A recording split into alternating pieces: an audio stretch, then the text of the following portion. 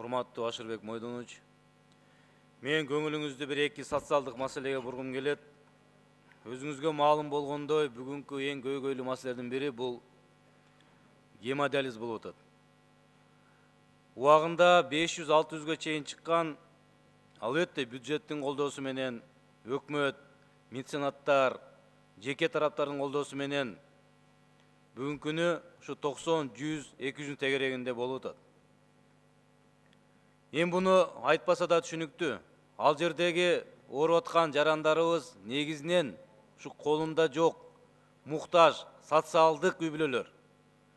Бүгүн өлүм менен өмүрдү арбашып турган мезгили. Урматтуу Ашырбек Мойдонович, мен айтат элем, бүгүнкү учурда андан өткөн маселе жок. 90 жараныбыз өтө муктаж деген статуска ээ болуп, азыр каражат күтүп турат.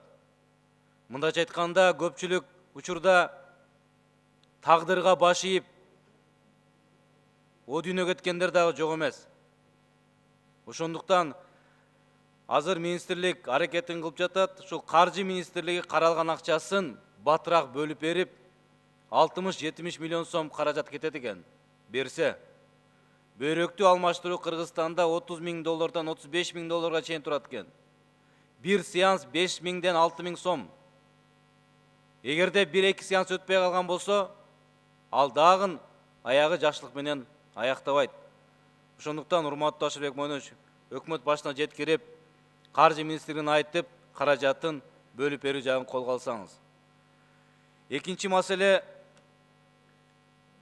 профсоюз. Мен айтып келем, өткөн отурумда дагы айттым. Жалпы анализ кылып көрсөк, союздан калган мурасты бүгүн өзүнчө бир топ ээлеп алгандай да. Өзлөрүнчө мамлекет, өзлөрүнчө коет, эч кимге баш ийбейт. Мындайча айтканда, союздагы күжүрмөн эмгекчилердин каражатынан курулган имараттар. Ошол эс алуучу жайлардын бүгүнкү акыбалы. Мыйзамды карап чыксак, бул маселе бир канчалык которулган. 2%дан каражат которулат, 200 миллион сом акча чогулат. Ал кайда кетип атат? Мен мына өткөндө Жалал Абад курорт боюнча айтып кеттим эле. Дагы бир факт менин колумда турат. Ошол жерде дем алып жаткан Жороевай деген дем алып жатып, мындайча айтканда каза болгон. Аны иликтеп жатканда аркасынан бир топ медициналык мыйзам бузуулар, финансылык мыйзам бузуулар дагы чыккан.